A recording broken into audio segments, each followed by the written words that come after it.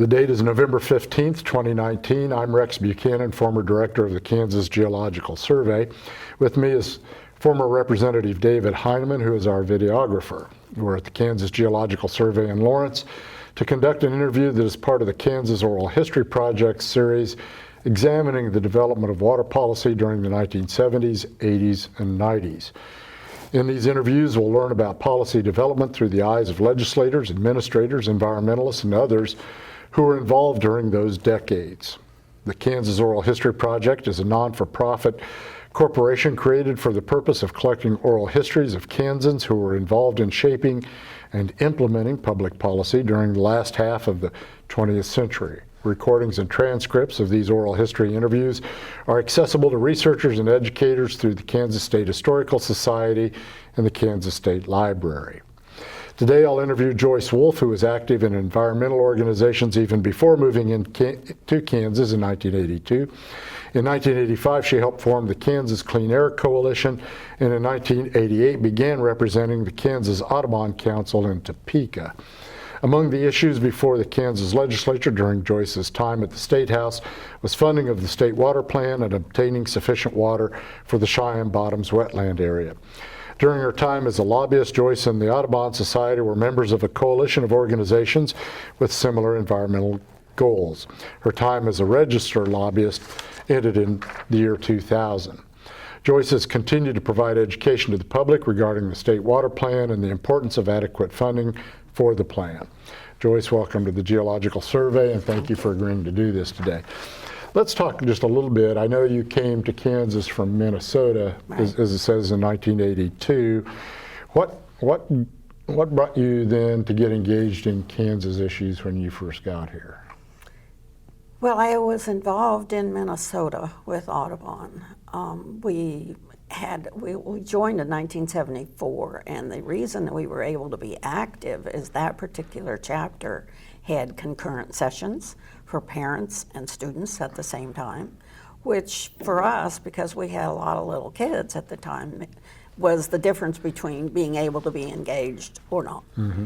And so that made a big difference. The other thing was there were a lot of folks in that chapter in Minnesota. It was the Minnesota River Valley Audubon Club, and they were successful eventually in establishing the National Wildlife Refuge along the river.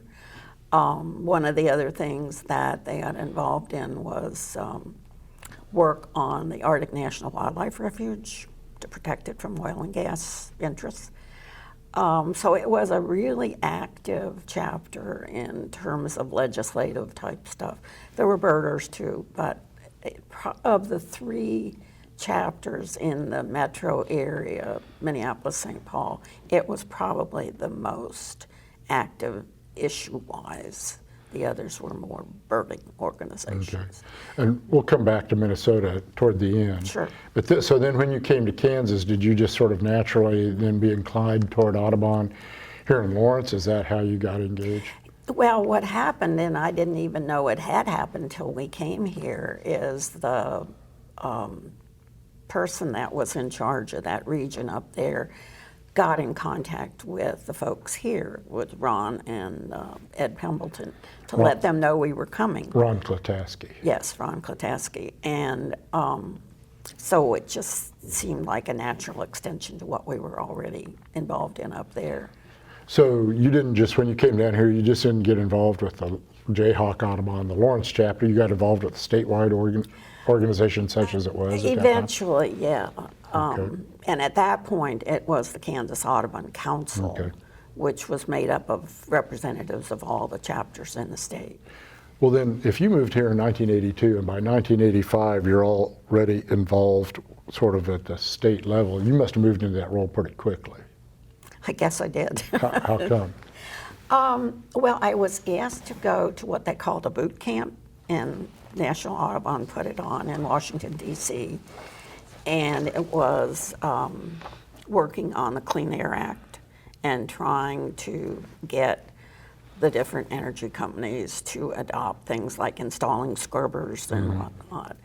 And so after that week in Washington, I came back, and the American Lung Association had a Kansas chapter.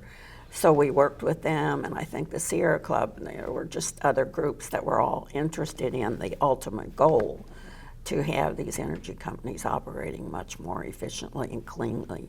Okay. So that was what came out of that. And prior to that boot camp that I went to, I'm not so sure that I was fully aware of the whole legislative process and how it worked. But got familiar with that pretty quickly. Okay. So in terms of issues that you quickly got engaged with when you come down here, were clean air issues a big deal at that time in Kansas, as far as you were Yes, concerned? this was before the Clean Air Act was Okay, passed. so- So that was one of the things that ultimately came from that. And I'm not claiming that I had that much to do with it, but it was just a coalition of folks that worked on it. And of course, at that point, we were not doing state type things, but more federal. Yeah, regional or national. Right. So how did you get engaged in water issues in this process then? You can't lobby in Kansas and not not know something about water and agriculture. I mean, it's a huge issue, and I'm not sure how. Well, one thing that I was aware of is my degree was in bacteriology, and one of my first jobs was water quality for the U.S. Public Health Service in Cincinnati, which I'm old enough that this was before EPA, Right. and it was eventually then changed to EPA. So I had some background in water issues, water quality in Okay. particular. So what were the water issues that, and I agree wholeheartedly with what you just said, I don't think you can understand anything about this state without understanding water. So what were the water issues that you were engaged in when you started this? Well, the big one was recovering the rights of Cheyenne Bottoms, and Okay. I helped kind of peripherally with that. Jan Garton was the person who really was the mover and shaker and made sure that everything went perfectly well. But one of the, and I think it's another really interesting lesson is they had this, somehow Jan got a hold of orange fabric and they made cushions. And I don't know if you remember seeing them, but they were what said "Save Our Bottoms," Right. and each legislator got a cushion that said "Save Our Well, Bottoms." so let's talk, so roughly what year are we talking about this connection that you made with her? Late '80s. Okay. Had you been engaged in other specific water-related issues prior to that for Audubon or not? Not that I can Okay. recall. And so how did you meet her? Was she, Well, she was president of the Kansas Audubon Council. Okay. So she ran those meetings, and I didn't take part in the discussions that this cushion thing came out of, but it was interesting the way that happened. Another thing that was related to it was, I think this was around the time that Joan Finney was governor, perhaps. didn't she beat Mike Hayden in 1988? Is what I'm thinking. Well, 88 or 92 maybe. During the campaign, she met with a coalition of nonprofits, environmental nonprofits. Unfortunately, during that meeting, she said she acknowledged that she didn't have a lot of background on environmental issues and used the term blank slate. I don't know if you remember Joan, but she had a reputation of being a little quirky. I remember her pretty well. One Sure. of the lobbyists went out and went to the press and said, Joan Finney says she's a blank slate. Well, that went over like a lead balloon. With her. And so when she was elected, and then during the funding mechanism, Cheyenne Bottoms there was money that was going to be dedicated. Let's back up a little bit here. Basically, Cheyenne Bottoms, big wildlife refuge north of Right. Great Bend, that historically has been very important on the flyway for birds, migrating wildflowers, especially shorebirds. Everybody goes out there and see them. Historically, it dries up once in a while, but beginning in probably the 70s and 80s, it dried up more and more because of lack of stream flow from Walnut Creek, and historically some flow from the Ark River. But by now the Ark is dry. There's reduced stream flow in Walnut Creek. So that's the setting. So now people are concerned. And back pre-settlement days, there were a lot of wetlands all over the place that birds could use, but when people come out and alter the environment, now suddenly places like Cheyenne Bottoms and Quivira become very important because there are not very many of them around. So you can't just stand aside while it's drying up. So that was the problem that Jan set out to solve. Is that a fair statement of it? Absolutely. Okay. And so... And you know, first in time, first in right, they had the senior water right. The irrigators along, or I mean, the Cheyenne Bottoms did. Right. And, you know, for whatever reason, the Division of Water Resources didn't take action on its own. And so it meant that somebody was going to have to sue. In effect, Cheyenne Bottoms, Fish and or Wildlife and Parks, what is today Wildlife and Parks, had the water rights to Cheyenne Bottoms. So in effect, it was the state arguing with itself over enforcement of state laws. But unless the Cheyenne Bottoms says that their water rights being impaired, the state's not going to do anything. I know it's a complicated situation, but in effect, wildlife folks have to ask for that water to be delivered, and then the state DWR has to make sure it's delivered. And that wasn't happening. Exactly.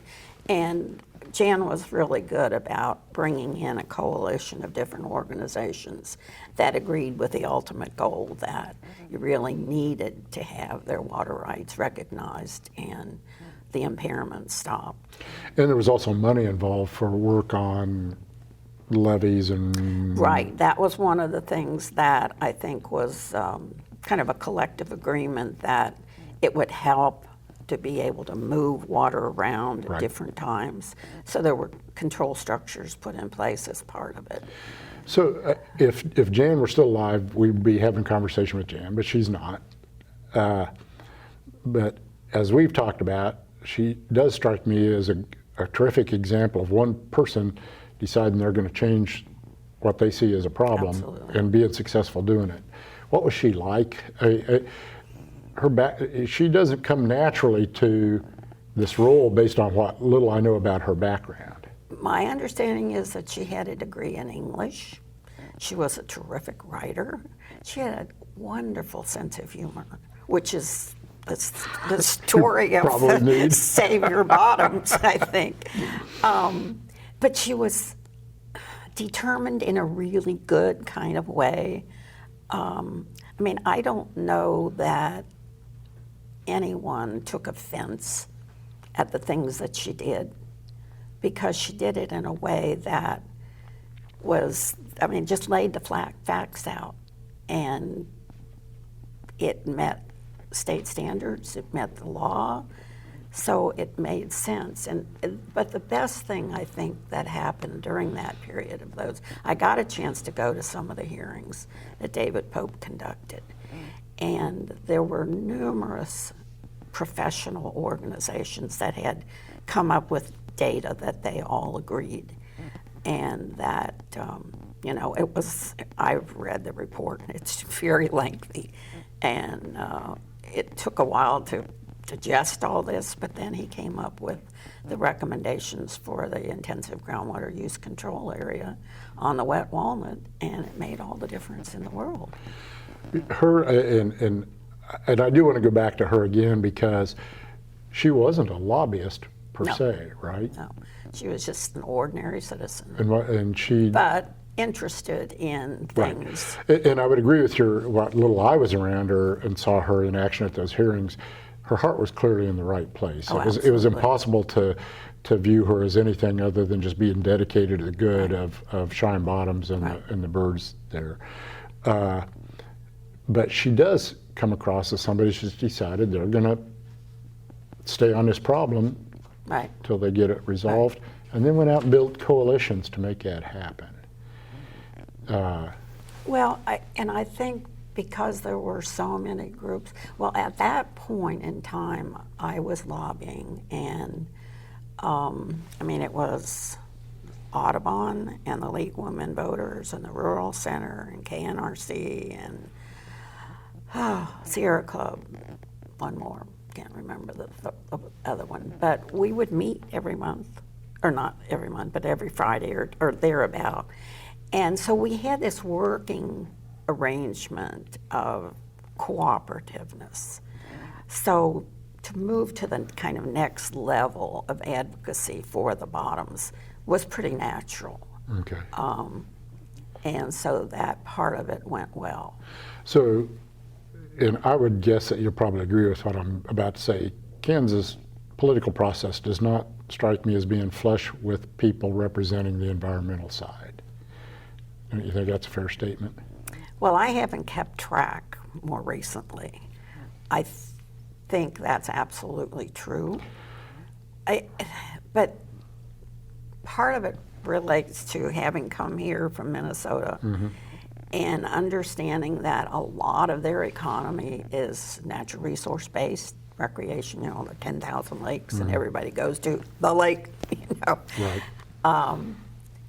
It's just such a different outlook here. And we'll come back to that at the end. I want to sort of finish with that.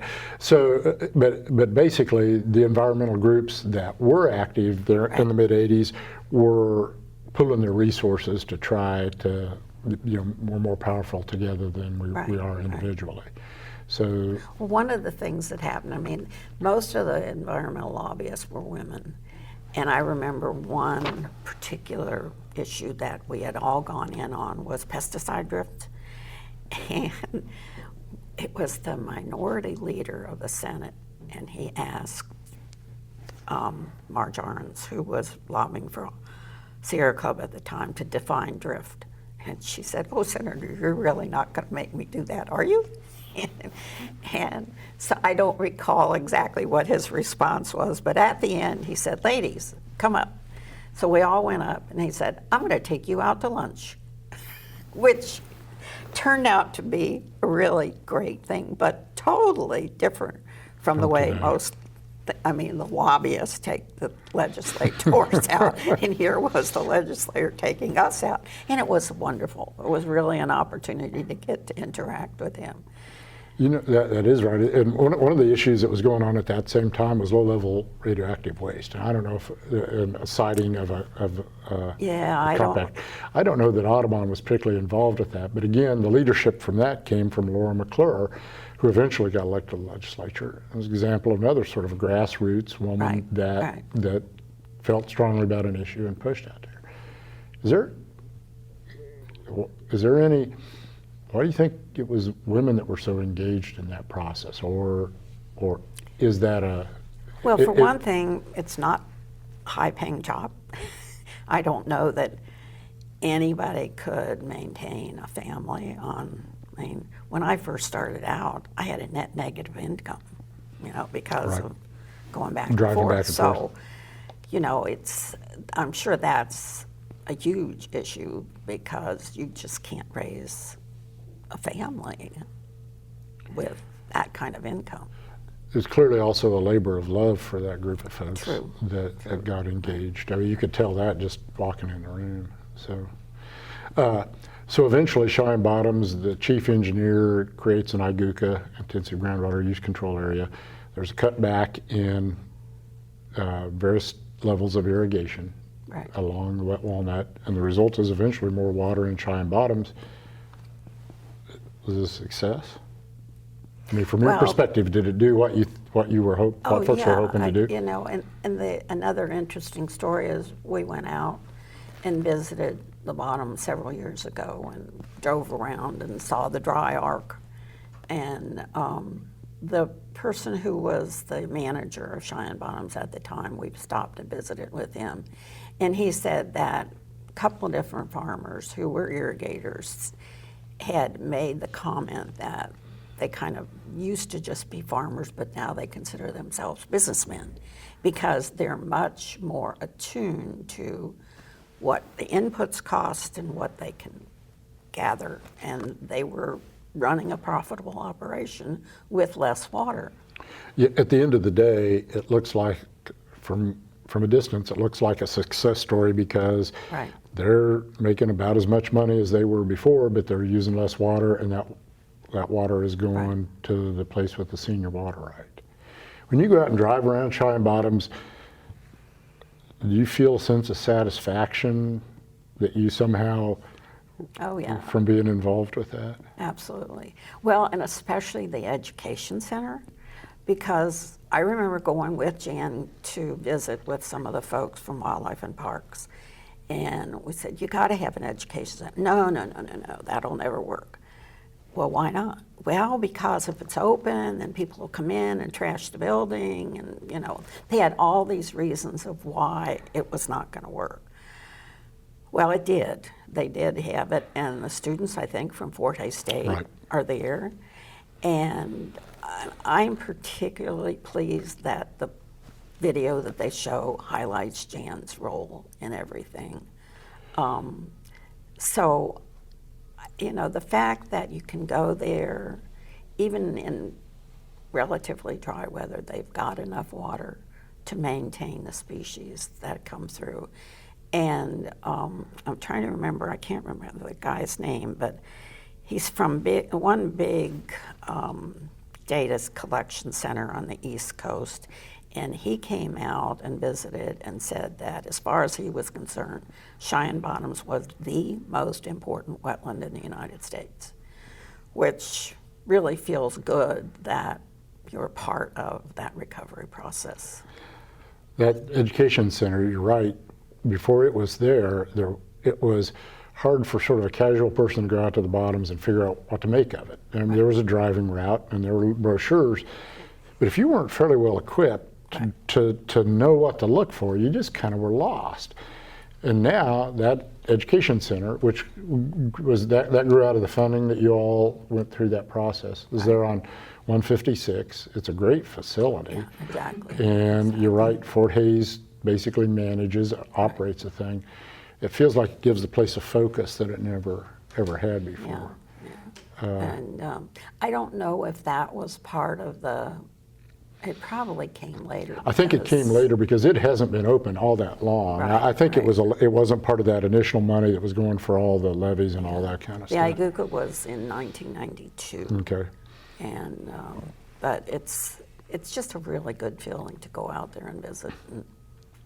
And before we shift gears back to more water-focused things as opposed to Cheyenne Bottoms itself, are you a bird watcher?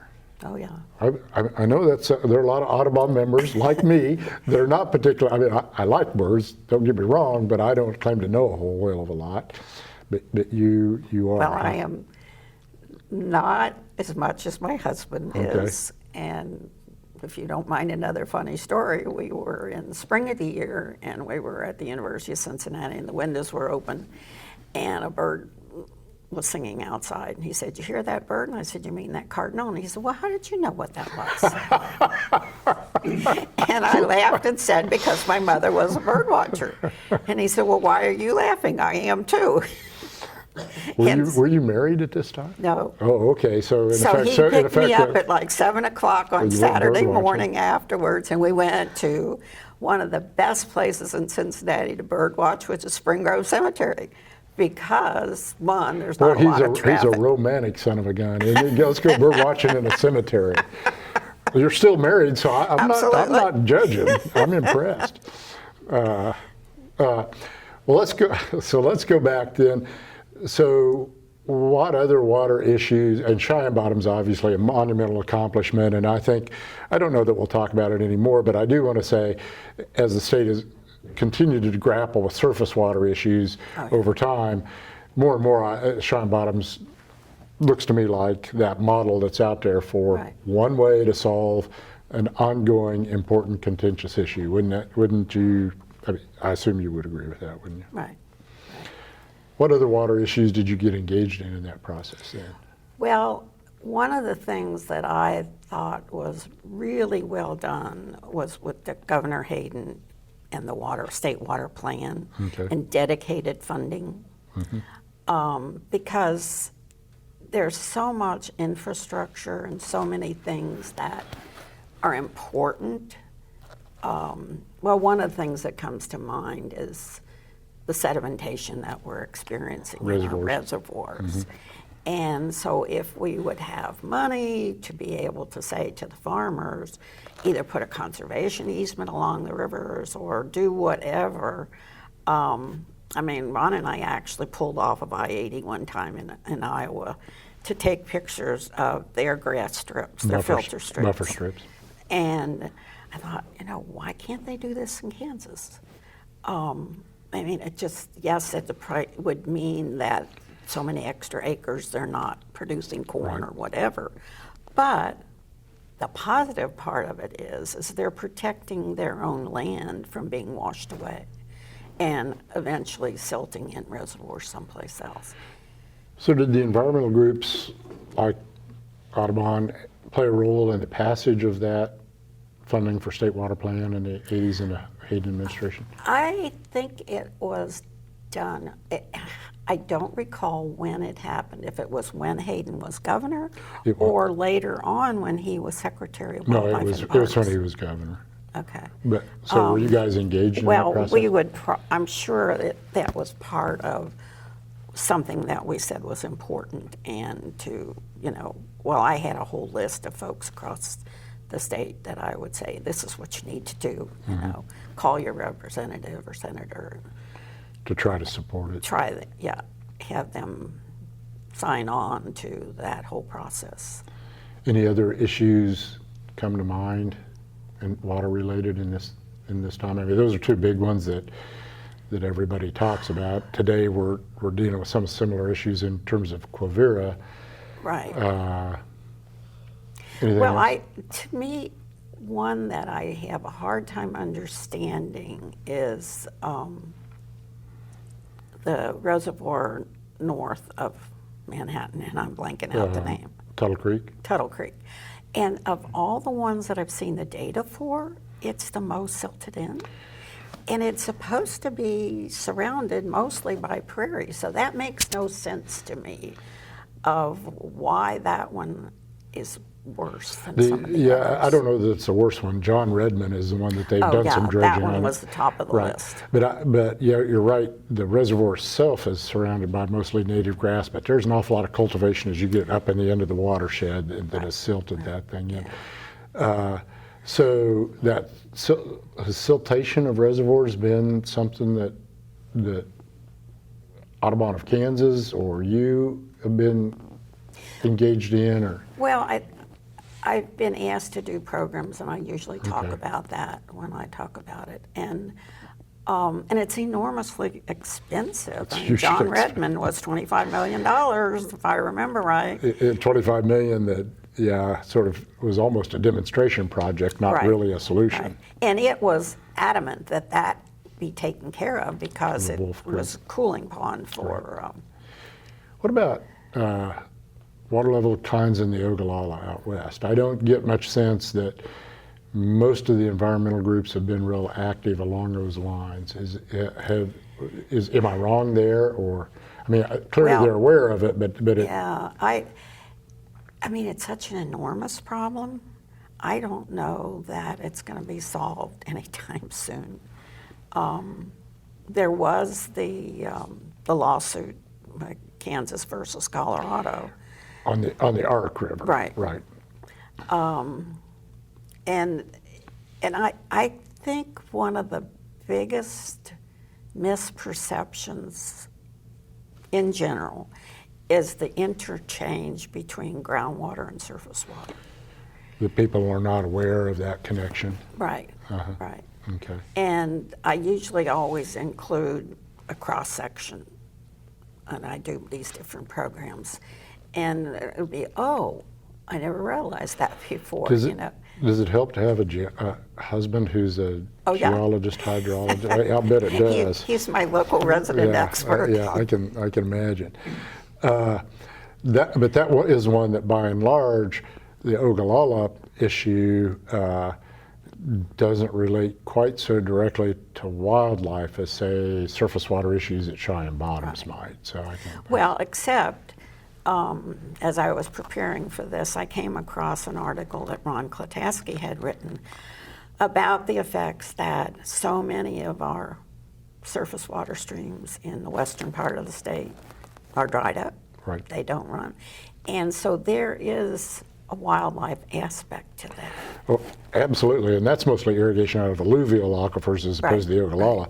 But yeah, and this is one that I agree with Ron wholeheartedly, that rivers like the Ark are dry today from Garden City to Great Bend, but an awful lot of other tributaries out there are dry as well. And I don't hear much out of the environmental community about that, and that's always been a frustration to me. Well, but except for the Kansas River, there doesn't seem to be a lot of focus of interest in recreation. Part of that could be because we've only got a few navigable rivers in the state, which I was just amazed that, what is it? It's the Ark, The Ark, the Missouri, and the Kansas. We just basically only and we've have got three. all these other streams that could be used for recreational purposes, but you don't have access to it if you don't own it. At least unless you get permission to go out Right. and go on. Do you think that's part of the reason for the environmental attitudes in Kansas as opposed to other places is lack of access to publicly accessible natural areas? Right, right.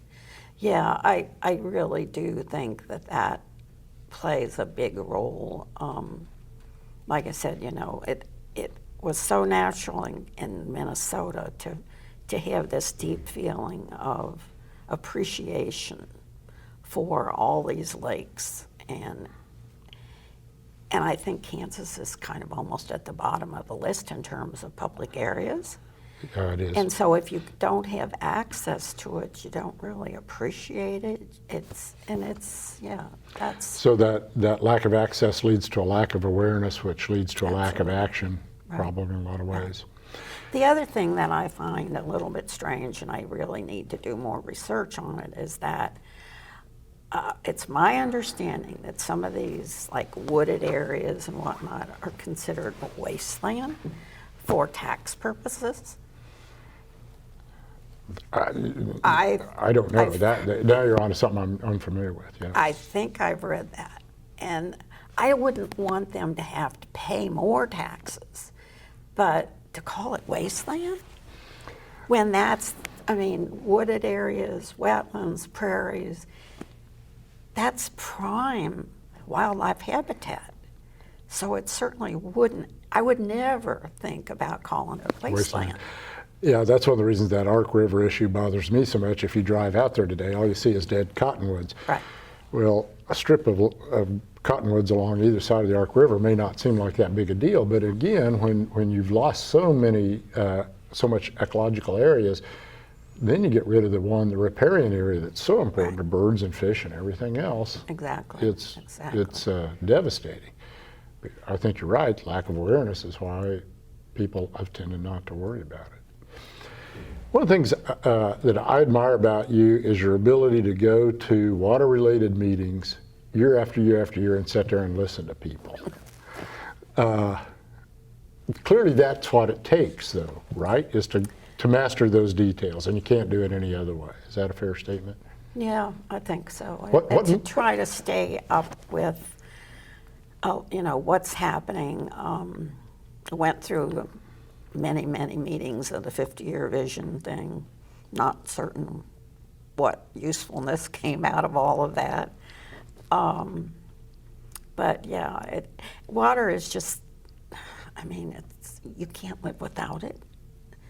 Wildlife can't live without it. It's just part of what's important in every little piece of life. So what motivates you? Is that what motivates you to go to all those meetings that go on forever? Probably partly that, that plus, I don't know, it's interesting, and people that go there, I know a lot of them, and they're nice folks, and I enjoy having the opportunity to visit with them. So you've developed a relationship with with a lot of those folks, and in some senses, I would say in the water community, and partly the reason you're here today is if you were to say to folks in the water community, point to somebody from the environmental community that they respect and know and shows up, they'd be hard pressed to identify very many people, but they would know who you are from having done that.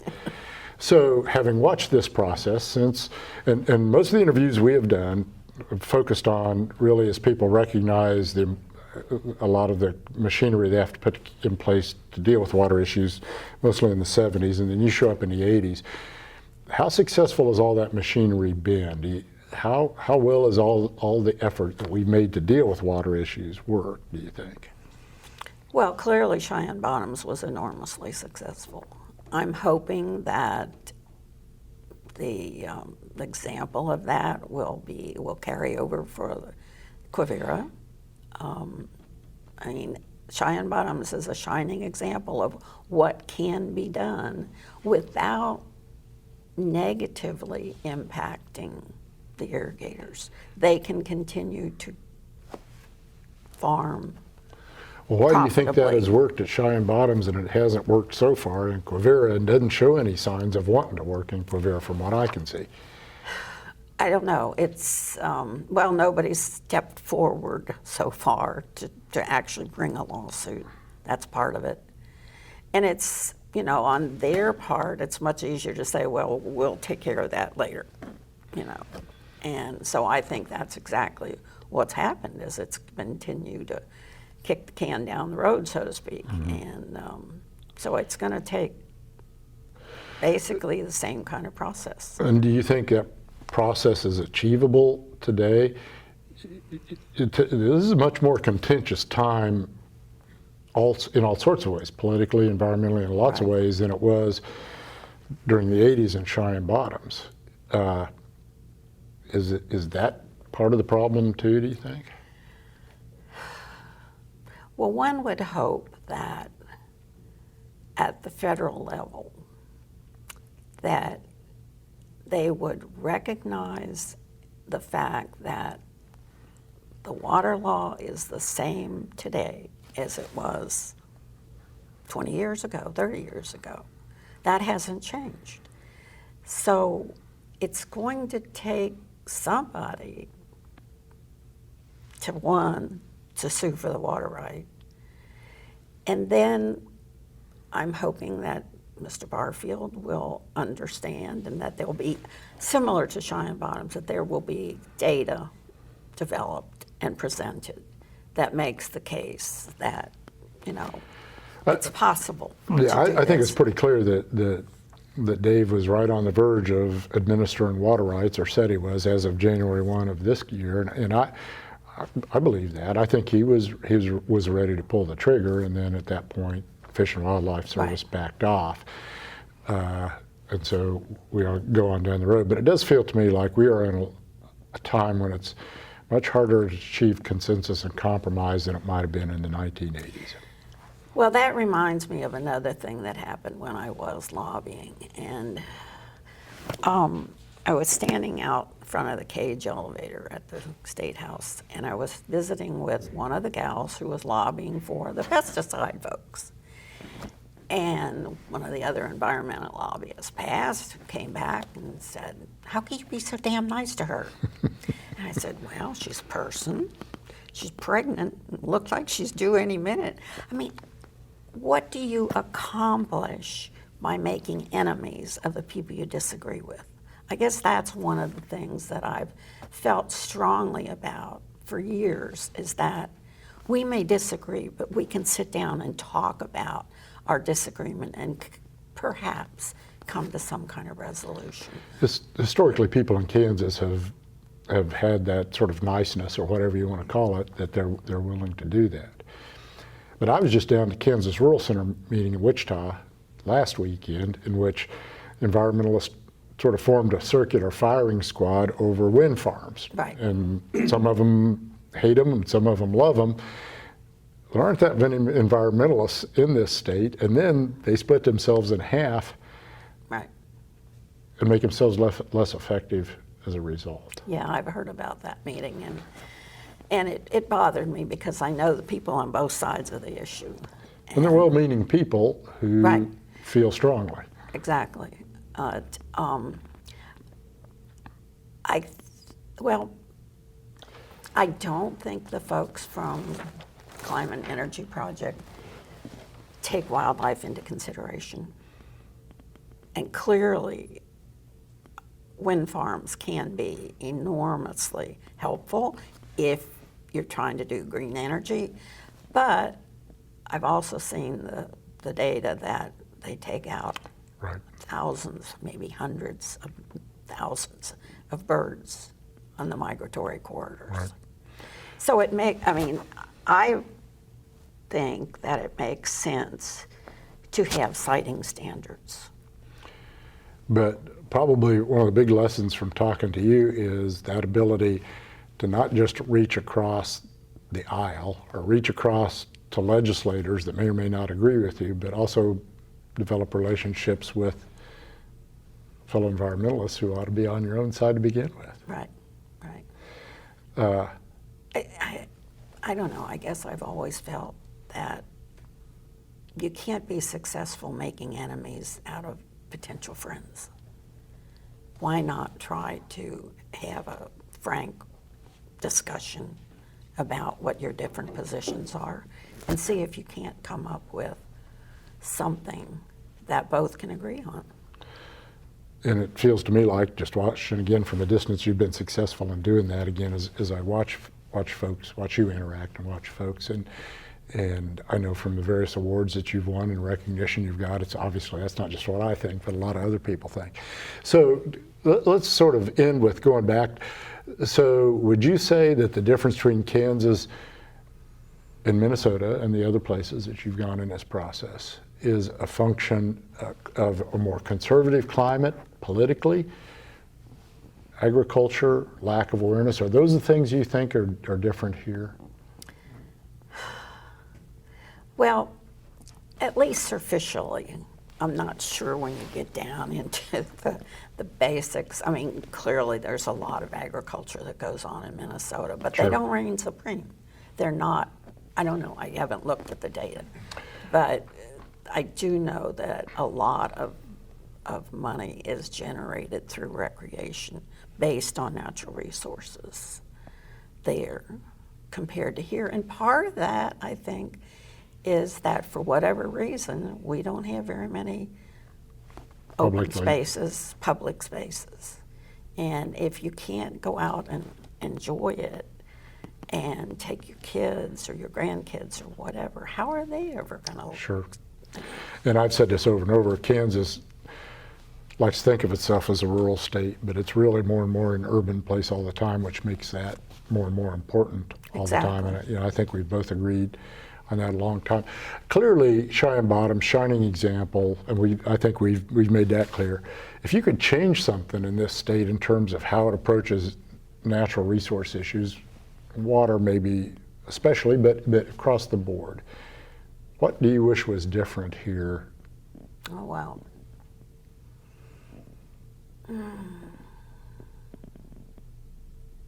Well, I guess it would be a combination of things, is that there would be more open space available to people for education and just recreation and enjoyment.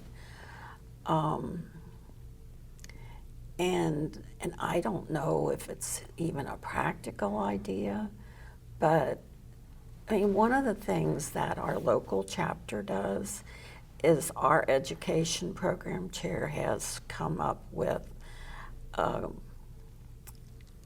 a wonderful program that is done in conjunction with KU and Bob Hayden, who works for the Biological Survey. Mm-hmm.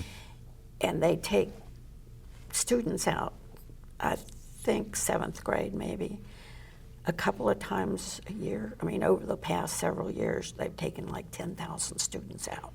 To Baker wetlands. The wetlands, or to Clinton Lake, and to natural areas, and explained why they're special and what they can learn. And that's, I think, the one thing that I wish every student had, that kind of opportunity. I mean, I still think of my own experience growing up as a kid. My parents had a friend who had a farm. And it would have been not what conventional agriculture is considered now. I mean, he had a small dairy herd a little bit. And I was on my own, and I could puddle and, you know, do all this. I had the chance to experience natural nature, you know, asking myself questions, well, why is this, or this? I wish everyone would have that kind of opportunity. Was that in Ohio? Is that? Yeah. Okay. So what's your favorite, people ask me this question all the time, so I'm going to ask you, so what's your favorite place in the state? In Kansas? Oh, wow.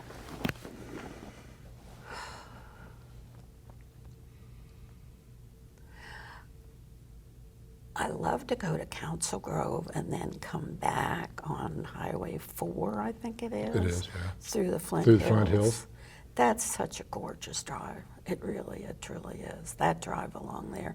Or just, it's not conducive to much, but 70 through the Flint Hills. I mean, all of that is just really amazing.